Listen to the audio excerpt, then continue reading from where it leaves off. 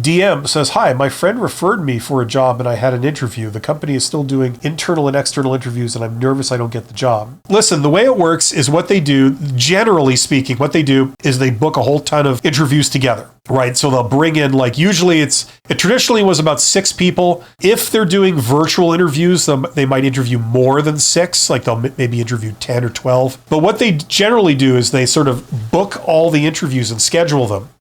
So if they have an interview with the first candidate and it goes really well, they're still going to go through and do all the other interviews too, right? Before they make a decision. They're not going to, technically, in theory, they're not going to make a decision until they've interviewed all the candidates. Now, that doesn't always happen like that, but that's usually how it's supposed to go, at least officially. So they're going to go through the rest of the interviews. It doesn't necessarily mean anything in itself. But you know what?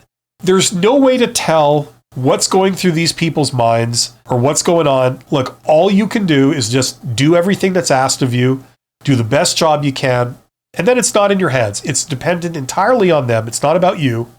It's about what they happen to be looking for, okay? It's not about like whether you're good or bad in absolute terms. It doesn't work that way. It's based on what type of person they have in mind and that they're looking for. There's no way to discover that. There's no way to get them to reveal that. You just go and then you see how it turned out.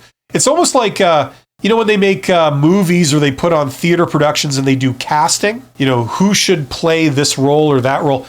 The director might have a very specific thing in mind. I want it to be a person that they're old, but they're mean, but yet they can also play very happy and youthful and joyful. That's the way I want it portrayed in my play. I don't care that anybody who's put on that play before, they do it a completely different way. I want to do it this way, right? And you come down and you audition and, it's not about whether you're a good or bad actor. It's more about just what they have in mind, what they're going for. Do they want the audience to empathize with that character or not? It's all about them and what they happen to be looking for.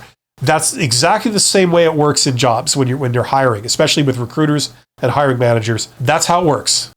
So it's a numbers game. You go down to one job, they look at you, they go, not a chance. And then you go down to another job, you basically give the same interview, you have the same background, same skills, same education, same answers to questions, basically.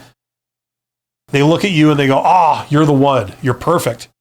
It's like you haven't changed, they've changed. It's a different employer and they're looking for a different thing.